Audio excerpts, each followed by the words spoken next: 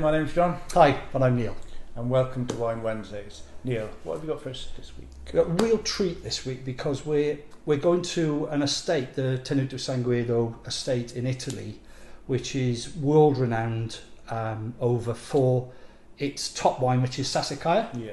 Which, a little bit of background, Sassicaia started off as a table wine because it was using Cabernet, because they saw the success of Cabernet in Bordeaux and in California.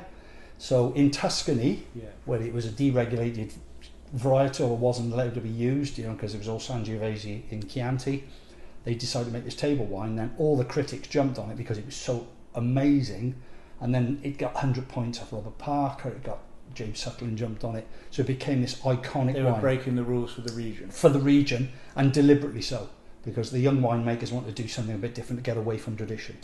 So this is sort of an introduction to that wine, because this is Difese, and it uses Cabernet Sauvignon, which is used on Sassicaia from the estate, and there's a bit of Sangiovese which is brought in. But the oak, the 12 months in oak, some of them are previous use of Sassicaia. So it's almost like you're getting a little bit of Sassicaia in with your wine. So let's give it a go, and let's see how it performs.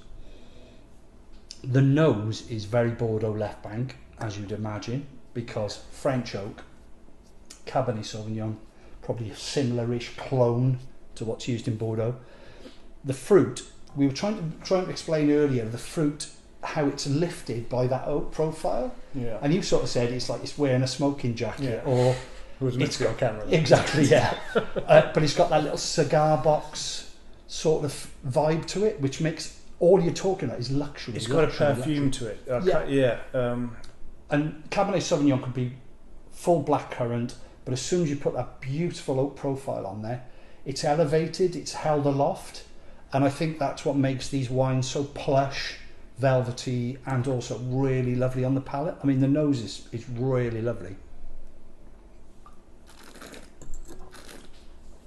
The little bit of Sangiovese puts a little bit of cherry freshness at the end, so that red cherry, but the main character is the Cabernet. It just tastes like top-notch Bordeaux.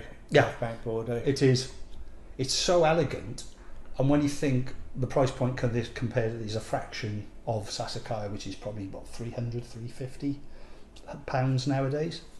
This is brilliant, and when you get supposedly a lesser wine from an extraordinary estate, I think this is the one that introduces you, and maybe if you can stretch, then you may sample Sassicaia later on. I think this is sitting in a really nice way. It's 2020, and I think that it's in a little window at the minute where it's just drinking gorgeously. Yeah, the tannins are just polishing out.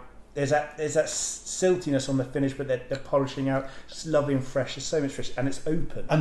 Given everything, it's ready to go now. And you think that 5 years' time, it might get a bit more complexity, but you may lose that freshness. And like you said, this drinking window seems to be absolutely spot on.